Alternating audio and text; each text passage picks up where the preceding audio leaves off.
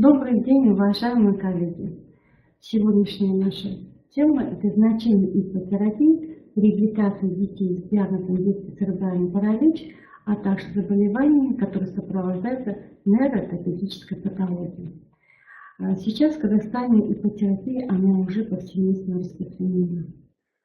И наши специалисты по лечению физкультуры разделились на два лагеря. Это фанаты иппотерапии, и второе – это скептики, которые считают, может ли какое-то животное изменить физический статус ребенка при его нарушении. Дальше не учитывается при этом психоэмоциональное состояние.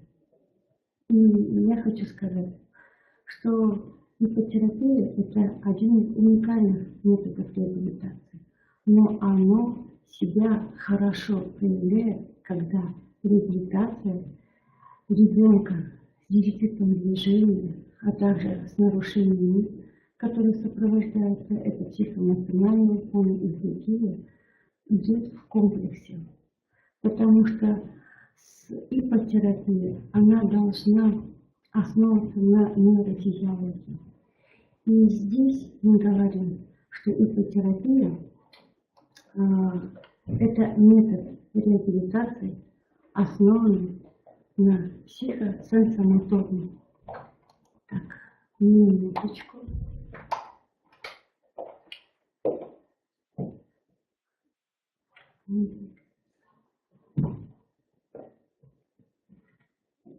Что иппотерапия – это метод реабилитации, который основан на психосенсомоторном воздействии лошади на всадника. Что это означает? Вспомните себя в детстве, когда вы впервые увидели лошадь, то сколько чувства радости, каких положительных эмоций вас переполняло, особенно если вы его еще и угощали сахаром. И в тот момент, когда вас сажали на лошадь, то здесь происходила буря эмоций, особенно всплеск всех чувствительных сфер. Это особенно тактильное ощущение, когда мы начинаем гладить животное, которое нам в тот момент кажется крупным и благородным, держим его за гриву. И здесь ребенок интуитивно, инстинктивно мобилизует все свои механизмы организма. Он начинает координировать свои движения, старается удержать равновесие. Он начинает собираться. При этом идет концентрация внимания, что чаще нам особенно необходимо. А в моторном развитии, вот именно когда лошадь начинает двигаться с места, то здесь мы видим многогранность воздействия иппотерапии, которая заключается в одновременном сочетании повторяющихся многократно разнонаправленных движений. Что это означает? Идущая лошадь в течение 1 минуты дает до 110 колебательных движений всаднику. И при этом надо учитывать, что вот это повторяющиеся многократные движения, они не вызывают истощения, его монотонность, потому что лошадь, она никак не может довести ребенка.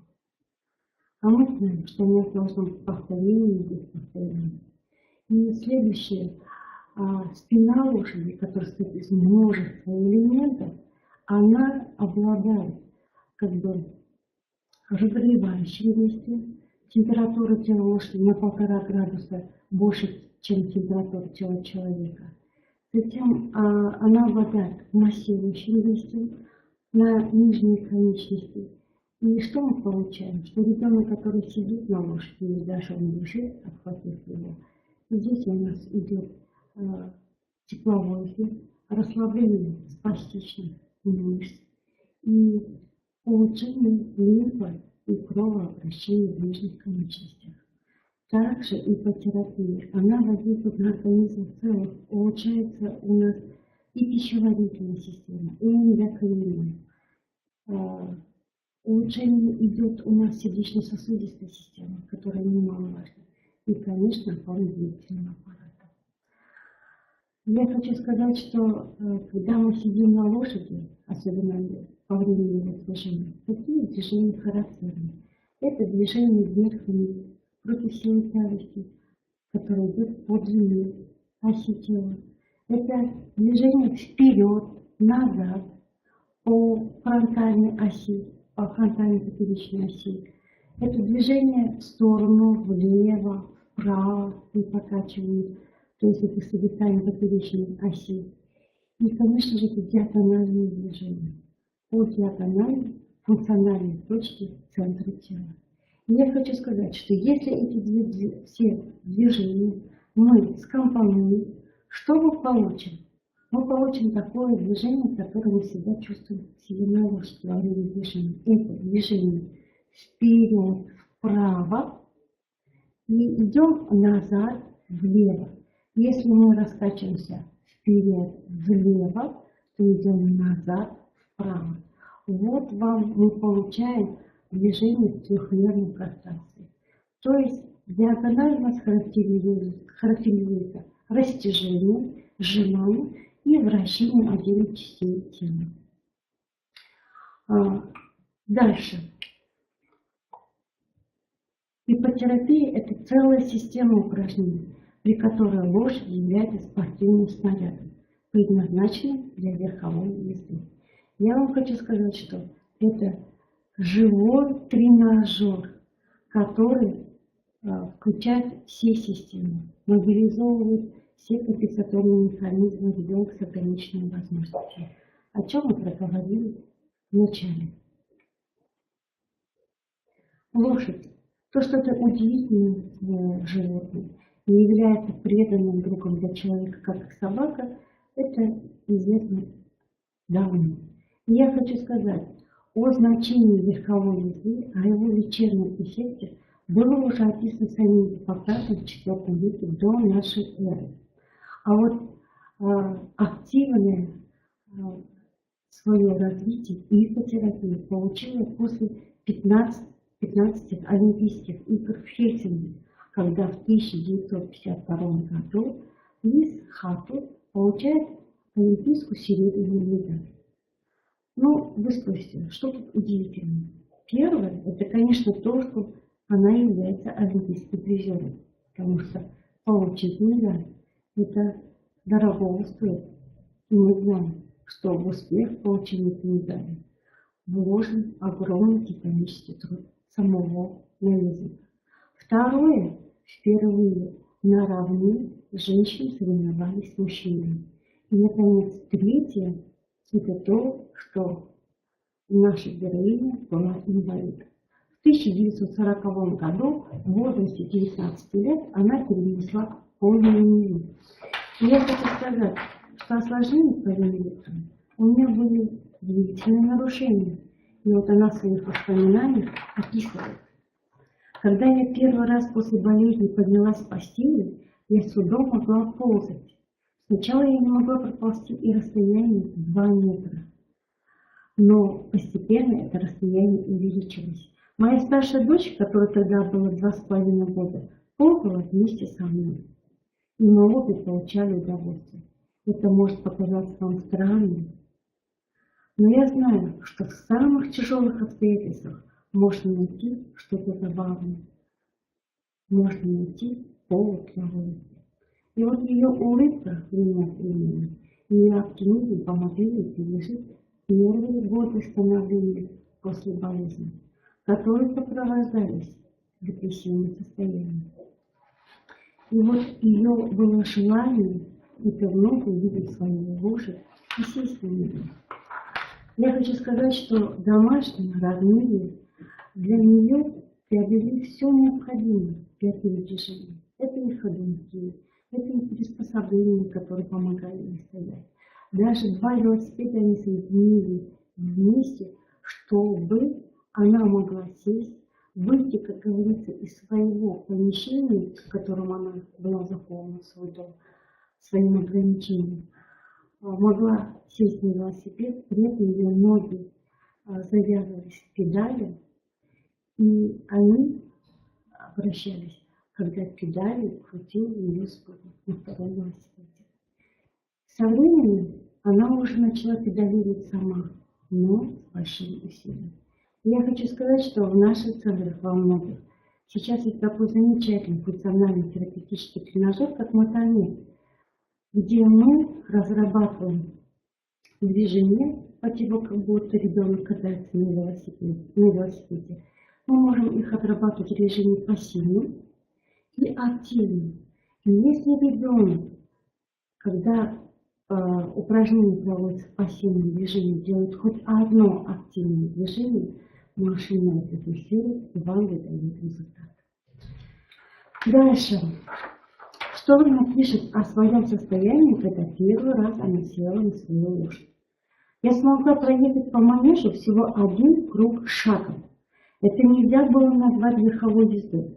Меня просто несли, но я снова сидела верхом. Это было невероятно прекрасно. Меня переполняла радость.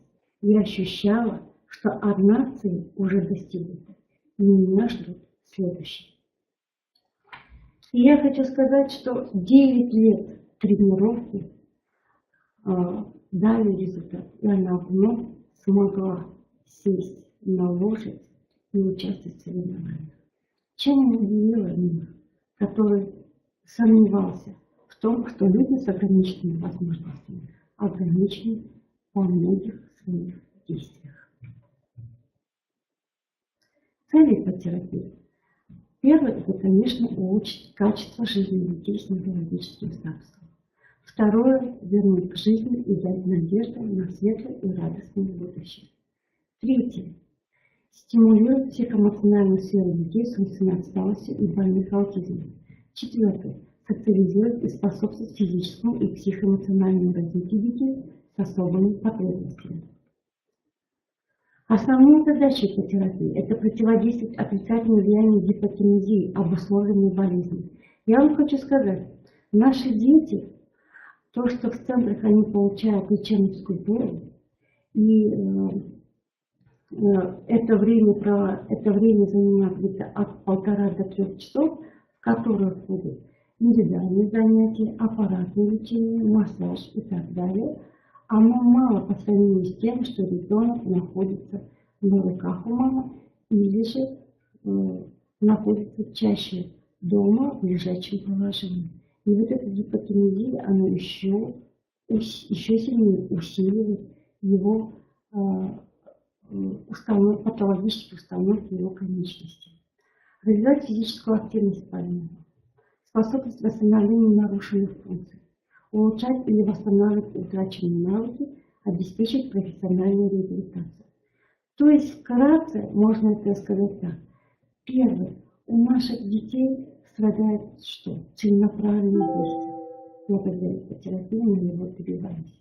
И мы добиваемся появления произвольных движений в пораженных конечностях, а также психоэмоциональный всплеск в развитии данного ребенка.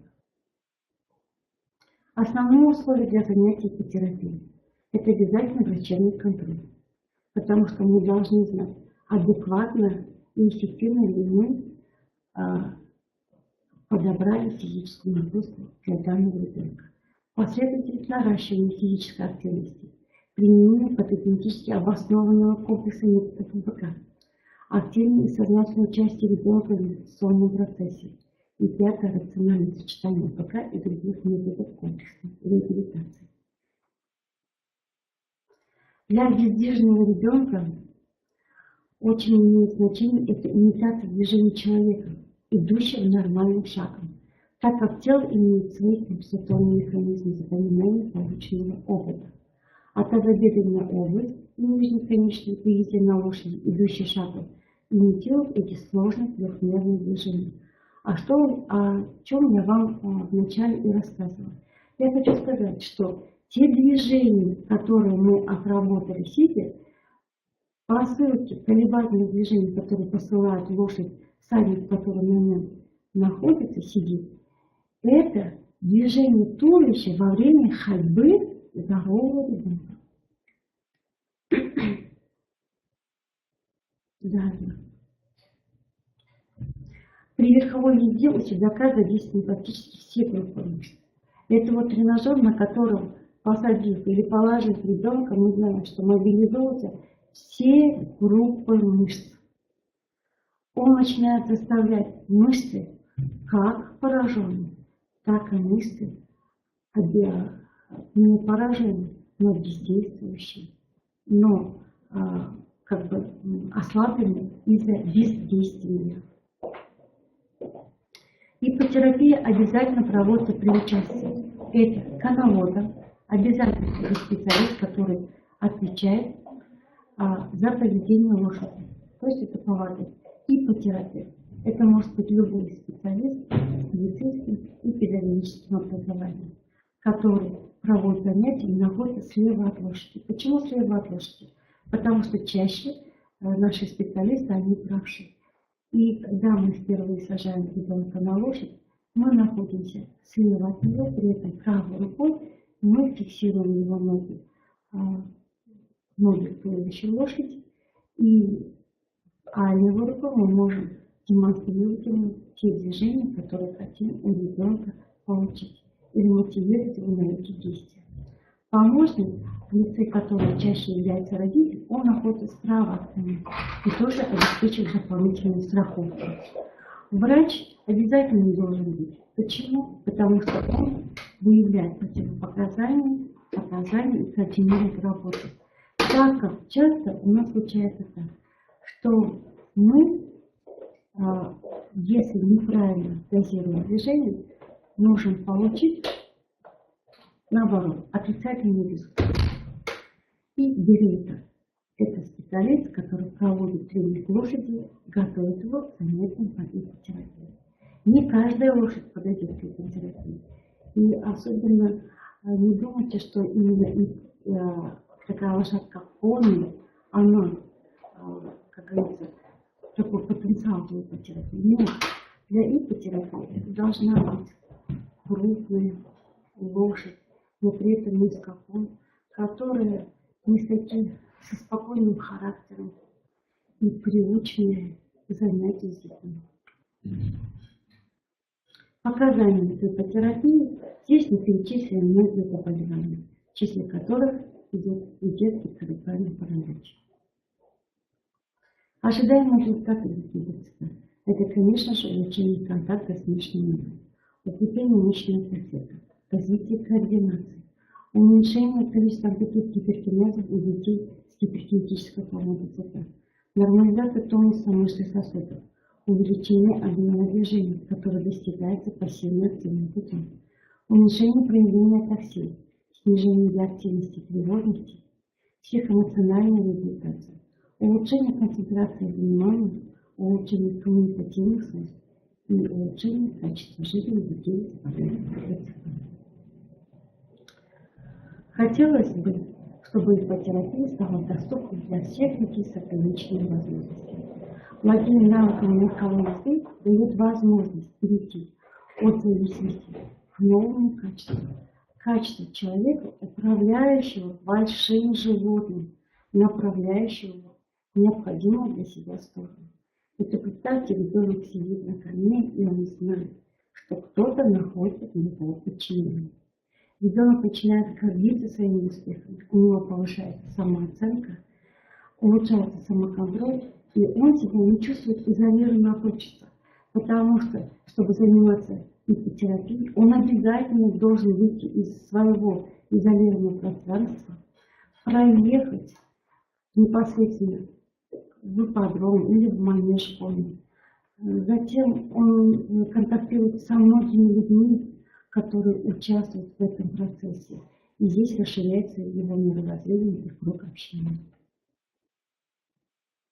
Вот то, что мы вам говорили, что обязательно должен быть коновод, должен быть специалист, который стоит по левую сторону от пациента, помощник лица родителя, который стоит по правую сторону от ребенка, давая дополнительную страховку.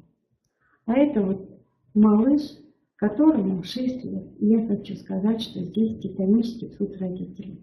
И видите, когда мы говорим, у тебя есть страх перед лошадью, посмотри ему в глаза, этот страх пройдет. И посмотрите, как ребенок сосредоточенно смотрит в глаза этой лошади. Я вам хочу сказать, что у ребенка есть церебральный паралич, спастическая диплегия, средней степени тяжести. И здесь вы видите концентрацию внимания, с какой любовью и с каким пониманием друг на друга, с сокращением они смотрят перед тем, как ребенок сядет на эту лошадь. А теперь посмотрите, как он сидит на лошади. Я вам хочу сказать, что это ребенок не поседа, он такой активный, чуть-чуть шебутной, а здесь сосредоточенный взгляд, мобилизованный. Вы видите, как расположены конечности, как он держит свою спину. А это ребенок на улице. И что самое удивительное, он без седла свободно сидит на лошади. Вы не видите напряжения мимических мышц лица ребенка.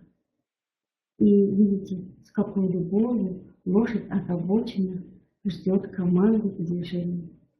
Спасибо. А теперь я сейчас вам хочу продемонстрировать тренажеры, которые находятся в нашем реабилитационном центре.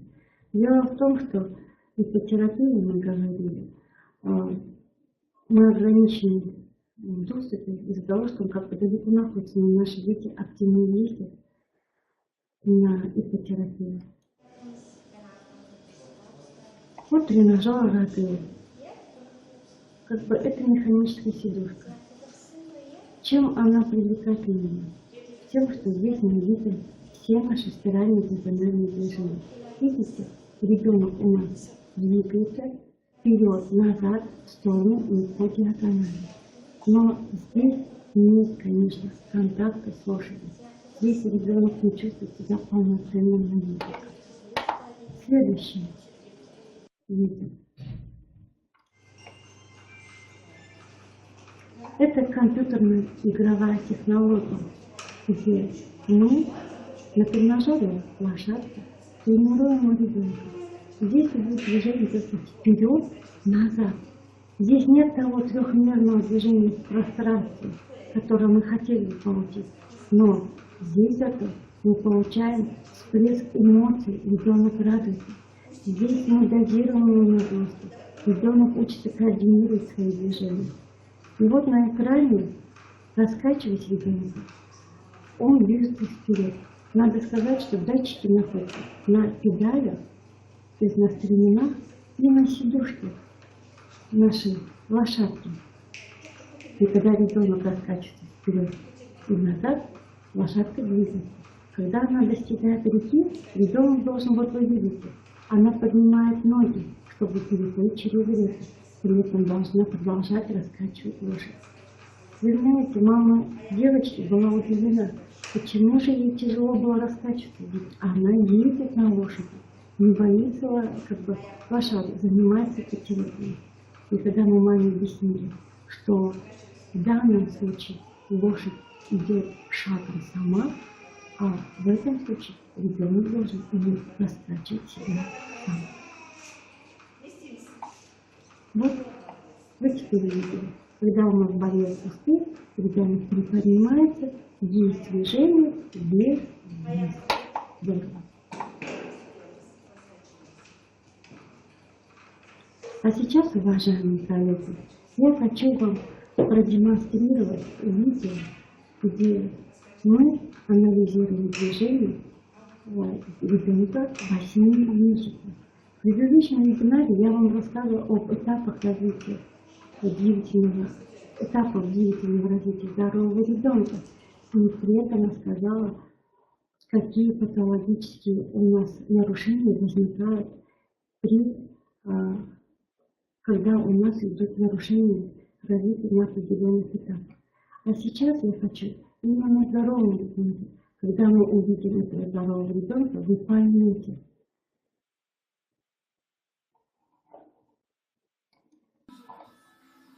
когда мы увидим здорового ребенка, то вы уже эту модель можете перенести на свои занятия с детьми с ограниченными возможностями. Вот девочка, ей 7,5 месяцев. И что на первый взгляд на наши глаза бросается. То, что девочка начала пытаться раскачиваться. И это занимает несколько секунд. Затем это сжатый флаг кисть руки, что не должно быть в симметричной области. Кисть ладонь должна быть уже открытой. И здесь, когда мама ее попросила продемонстрировать, что же мы умеем делать, конечно же, мама сказала, мы ходим, то есть ходит она при поддержке. Мы можем стоять у опоры. И обратите внимание, как стоит ребенок у опоры. Она поднимается на цыпочки. Через некоторое время опускает пятки и затем вновь стоит на цыпочки. Следующий, когда я попросила маму, а что вы еще умеете?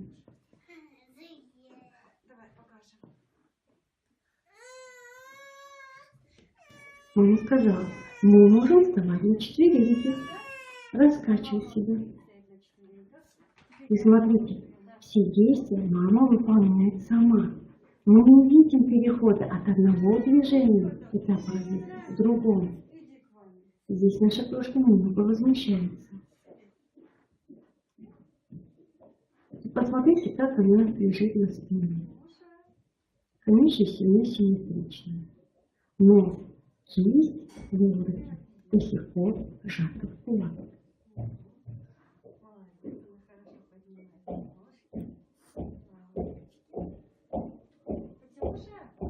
Все, что она делает, это правильные движения, характерные для данного возраста. И вот мама нам показывает. Мы умеем сидеть. А как вы присаживаетесь? И она нам показала, как она учит ребенка присаживаться. И заметьте, как девочка сидит. Руки у нее, тело наклонено вперед. Взгляд чаще устремлен вниз. То есть голова как бы наклонена вниз. Руки у нее согнуты в локтевых суставах. Кисть продолжает сжиматься на кулаке. И теперь мама опять же перевела нам девочку на четвереньки. И что мы видим? Здесь девочка начинает нам выполнять элемент присаживания. И при этом посмотрите, опора у нее на правую руку. Перемещает она только левую. Затем левую.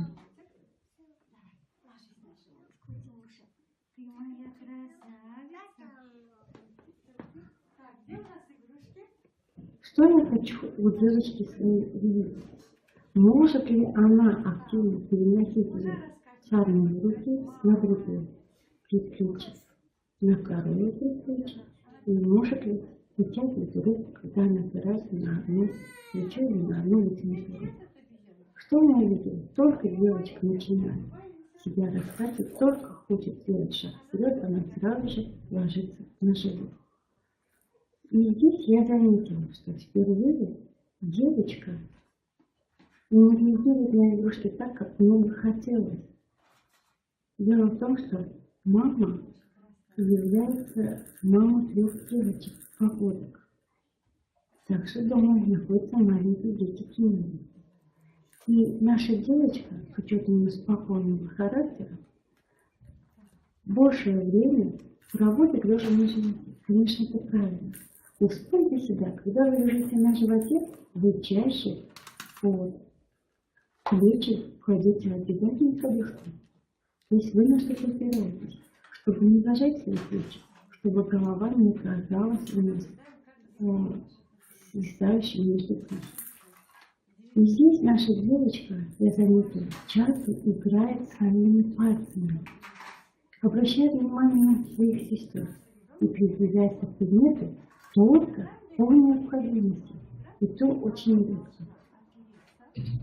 И вот в данном случае я хотела, чтобы она у меня начала активно выполнять элементы този ротации, то есть переворота. И вот этот элемент переворота при контроле головы дает нам перенести вес с одной конечности на другую, что потом способствует нам передвижению. И вот вы увидите, что лежа на животе девочка правильно перекликается. Элементы ползания по пластунке все развиты. Дальше. И если мы за ней понаблюдаем. Я хочу увидеть, может ли девочка вначале поднимаясь на плечи, опираясь на плечи, потом на ручки, поднять талию. Затем я хочу, чтобы она у меня начала присаживаться. Из положения сидя она вновь перешла в положение на четвереньки. Почему мне эти переходы нужны? Вспомните первый кадр, когда мама посадила девочку. Девочка у нас сидела, мы говорили, с наклоном туловища вперед, как и голова наклонена, ручки у нее как крылышки. И при этом я заметила, что девочка падает у нас спиной назад, так как контроль головы сзади, он намного снижен. У нас нет глаза. И страдает, конечно, координация глаз в руках.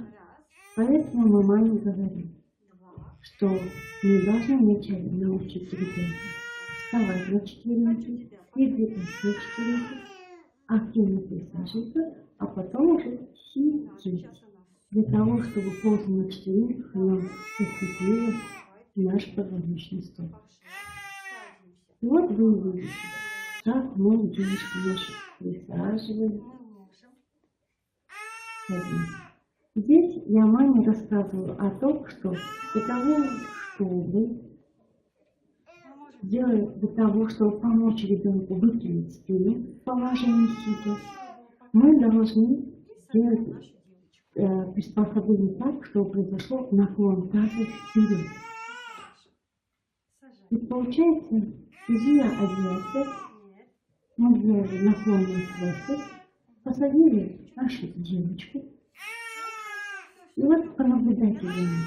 Даже при условии, что она плачет, спина у нее ровная, голову она у нас уже держит приподнятой последней белой. Здесь мы опять же продолжаем раскачивать. Я вам хочу сказать, то, что вы видите, мы еще смонтировали. Эти занятия проходили в течение 6 часов, где ребенок у нас в течение 3 часов спал, уделялось время на кормление, пробуждение, мотивацию для активных действий, а потом мы выполняли эти действия. То есть повторение шло многократно. Но повторение, оно как бы отличается от предыдущих повторений. То есть мы мотивируем или игрушкой, или же делаем другие какие-либо движения. Вот здесь вы видите, как сестра начала сопереживать за свою сестренку. И показала, что слишком долго ее тетя мучает. И вот теперь мы говорили о том, что кисть зажата в кулаки, что не характерно для ребенка 8 месяцев. Первое видео это возраste 7,5 месяцев. В данный день ребенку ровно 8 месяцев. И здесь я маме показываю, в каком положении держать ребенка для того, чтобы у нас работала крупная моторика. Потому что если нет движения активных плечевых, локтевых суставов, то мы не получим активных движений по лучезапястным и пальцах кистей рук. Дальше. Сейчас мы вам включим следующее видео. Я думаю, что это вам интересно и познавательно. Хотя наша девочка активно переворачивается, но чего я ждала? Я ждала элемента правильной методы.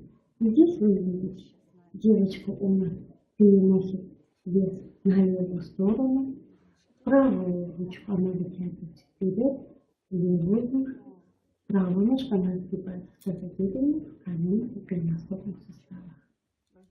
То есть характерная модель для ребенка, который готов к ползанию.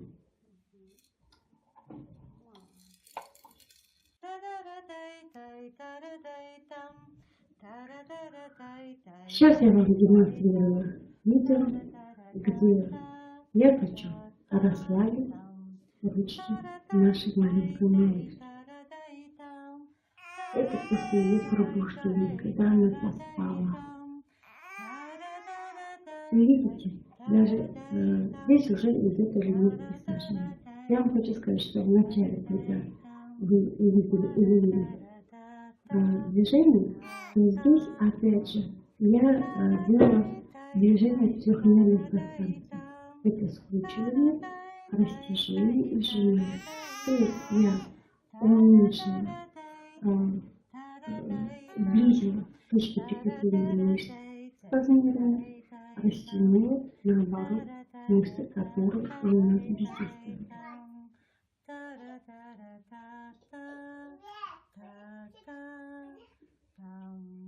Видите, везде мы используем наши спирально-циркульные движения, развитие тактильных ощущений.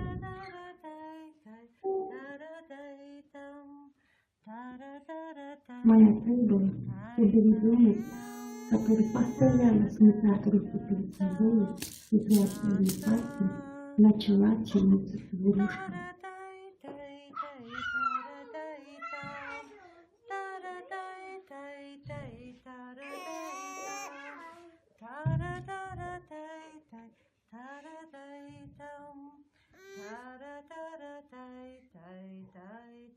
Теперь мы ее раскачиваем. То есть учим ребенка чувствовать свой вес, переносить вес руки на ноги. И опять же элементы присаживания. И смотрите, я не тяну ребенка, я ей даю время, чтобы она это прочувствовала и сама сделала движение, которое мне необходимо.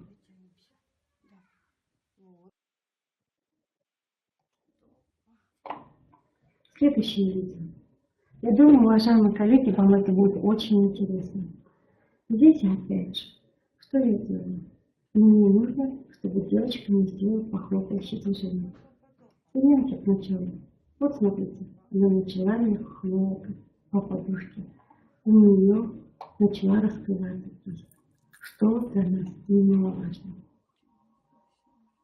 Дальше я вам хочу продемонстрировать. Я же говорила, что меня удивило то, что ребенок у нас не так реагирует на игрушки, как бы нам хотелось. А здесь она рассматривает игрушку. У нее срабатывает координация, глаз, рука. Мы включаем наши все анализаторы. Вот она подтягивается. И я хочу мотивировать ее, чтобы она потянулась к этой игрушке. Вначале мы репетировали движение головы в последней линии, а затем движение головы в сторону. Вот опять же мы показываем элементы присаживания, вставания на четвереньки, но уже в другой модификации, где тренажерными валиками поступает ноги самого инструктора.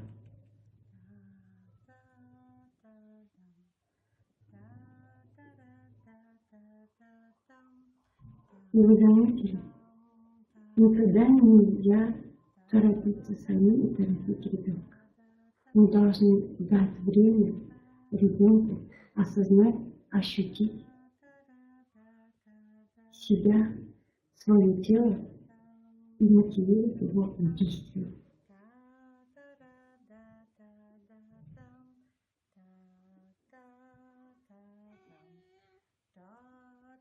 Мы уже вам демонстрируем третье видео. И везде вы видите, что постоянно мы отрабатываем одно и то же.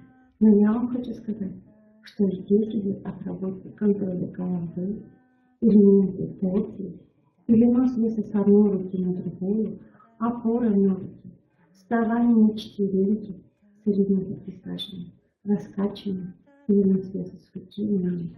Потому что ребенок должен знать свой вес. Вот она у нас села. Танечка, молодец. Следующее видео.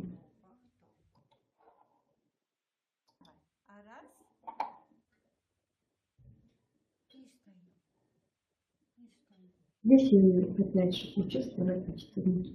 Но видите, она встает на четвереньки с легкостью.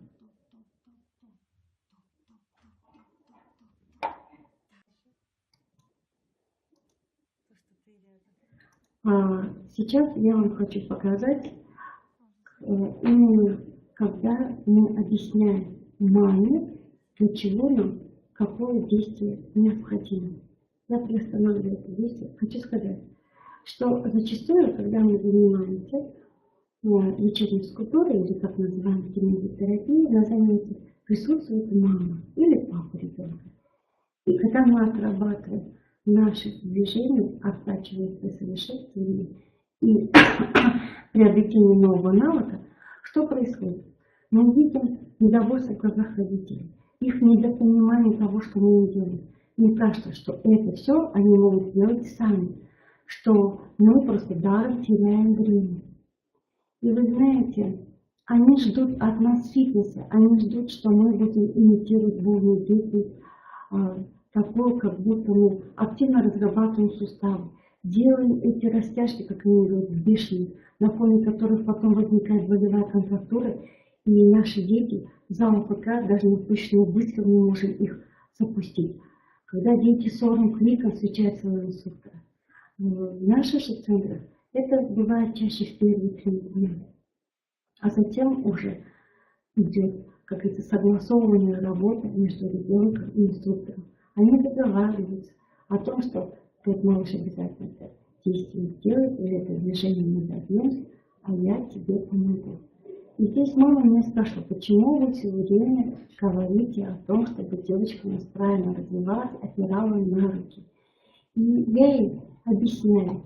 То есть сначала мы начинаем с того, что мама положила на живот, и я ее прошу поднять голову, при этом не поднимая плечи. И она должна прочувствовать, какое идет напряжение в мышцах, в каких мышцах, и какого усилия стоит поднять голову и удержать ее в таком положении. Дальше. Здесь у нас мама лежит с опорой на предплечье. И я ее прошу дотянуть до предмета. Она дотягивается. Затем я маму прошу дотянуться до предмета, согнув одноименную ногу. И она утверждает, что так делать движение очень легко. То есть, когда мы объясняем родителям или даже некоторым специалистам, которые работают в реабилитации, мы иногда приходится объяснять очень примитивно и наглядно, чтобы они осознали и поняли. И особенно демонстрация этих движений на них самих, оно дает очень более эффективный, более очень большой эффект. Потому что потом родители начинают ценить действия инструктора, который проделывает с его малышом. Вот элементы переворота. Затем здесь у нас идет уже ползание по-пластински. Потому что взрослый человек, он уже не осознает, он уже забыл эти движения. Следующее. Здесь мама стоит на четвереньках. Я ее прошу взять игрушку и говорю, вот когда вы стояли на выпрямленных руках, лежа на животе, вам было сложно поднять? Она говорит, да.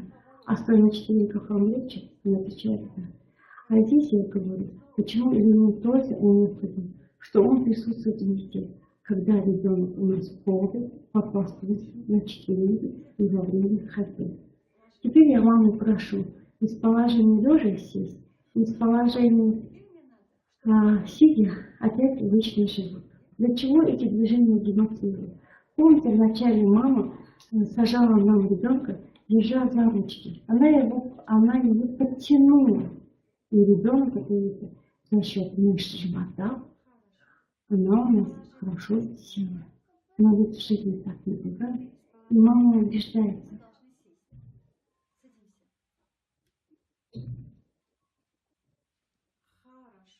Что присаживание, то, которое мы отрабатываем сейчас нашей Фатимушей, оно действеннее, чем то, что делает мама сама. Видите, как ей сложно было потянуть за свои животы. А вот мы демонстрируем. Здесь мы говорим о том, что ребенок раскачивает себя, что учится переносить вес с руки на руки.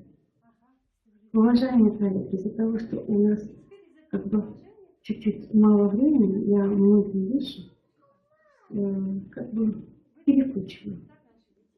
Здесь уже у нас следующий переход из положения четвереньки. Ребенок у нас начинает вставать на колени. Мама вначале встала, я сказала, что так здорово, что так даже здорово малыш не встает вначале, то сначала мы садимся как бы на пятки, а затем встаем. Что элемент вставания на колени нам обязательно необходим. А как наши дети учатся вставать на колени? Они подползают к опоре, ставят за опору, потом вынос идет опору ноги и вертикально в стойку опоры. И затем говорим, как ребенок вновь спускается. И видите, у мамы движение как бы натянуто. Правильно, потому что она включила сознание. Она думает, она хочет почувствовать каждое движение, которое выполняет ее ребенок. То есть будет выполнять, когда придет ее время. И здесь я объясняю.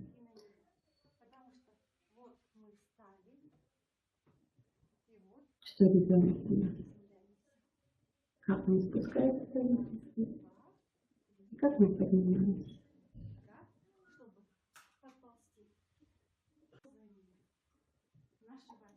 Так, дальше.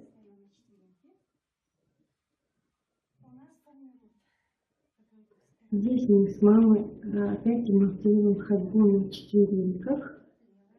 Вот. И сейчас обратите внимание, как мама двигается, потому что в конце нашего вебинара вы увидите, как двигается ее девочка, которая пошла на четвереньках, начала передвигаться на четвереньках.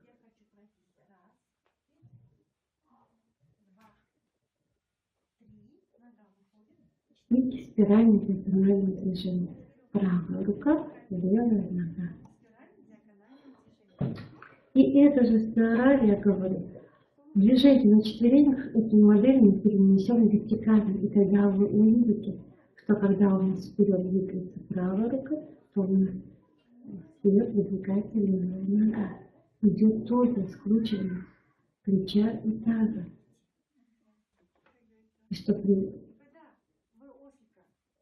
А здесь я, с учетом того, что у них есть резиновый ослик, начала говорить маме о том, как у нашей девочки выработать равновесие. Удержание равновесия в положении сидя.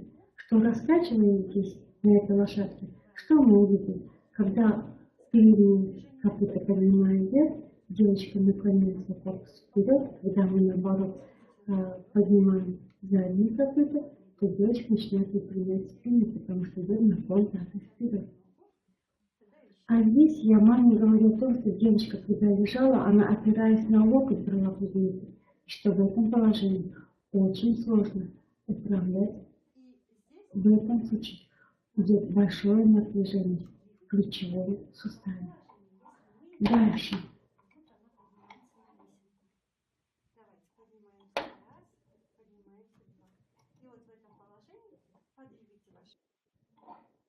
Так, мы нашу девочку сегодня учили. Теперь я хочу сказать, что в конце дня мы научили давай, падать вперед и подниматься в этом положении. И вы заметили, я не учу ее падать вперед, а девочка падает у нас поверх. Для чего? Здесь у нас срабатывает установочный цикл асимметричной шейной тонических рефлекс и симметричной шейной тонических рефлекс, который нам помогает удержать эту фазу. И смотрите, как она зовется. Упала, встала. Это говорит о том, что мы натренировали нашей девочке мышцы боковые. Падаешь? Ты падаешь? Нет, ты встаешь.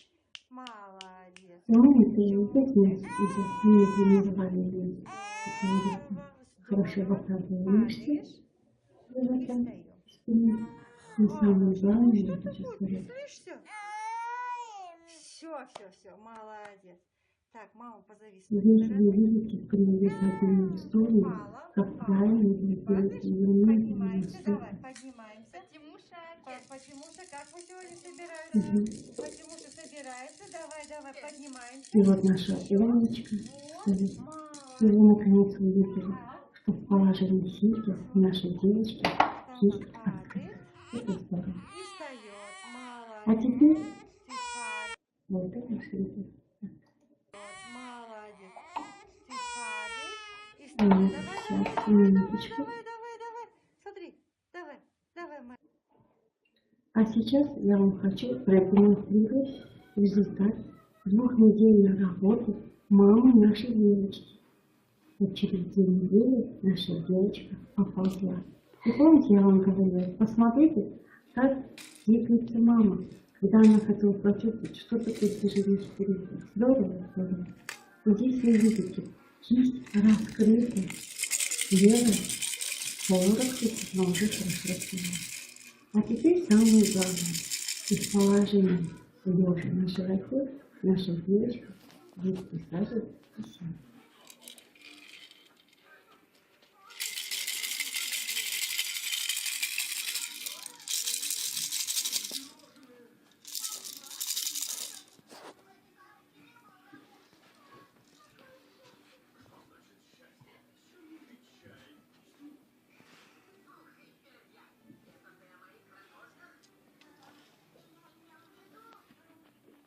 Так, мы стараемся. Ай, молодец! И вы увидели, что рука ее одна должна быть на удержании, а вторая может быть по элитам воздуха. И вы увидели нашей девочки радостные, улыбающиеся глазки.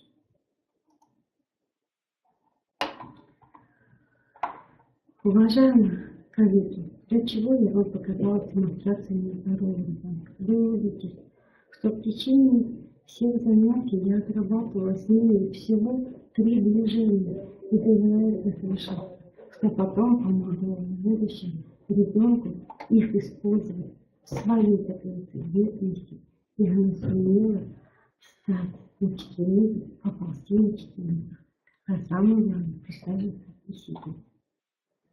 И закончим мы наш вебинар демонстрацией кондуктивной терапии, которая у нас прошла только вчера и была на тему день рождения Абдул-Карима.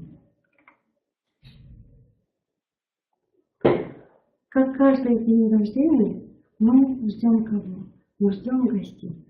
Значит, к нему в дом пришли и гости. И гости пришли обязательно с подарками. А подарки готовились самими детьми, которые старались нарисовать рисунок, которые вложили все свое мастерство. А здесь, дорогие наши, получается, одна группа детей имитировала, что они родные братья и сестры Абдул-Карима.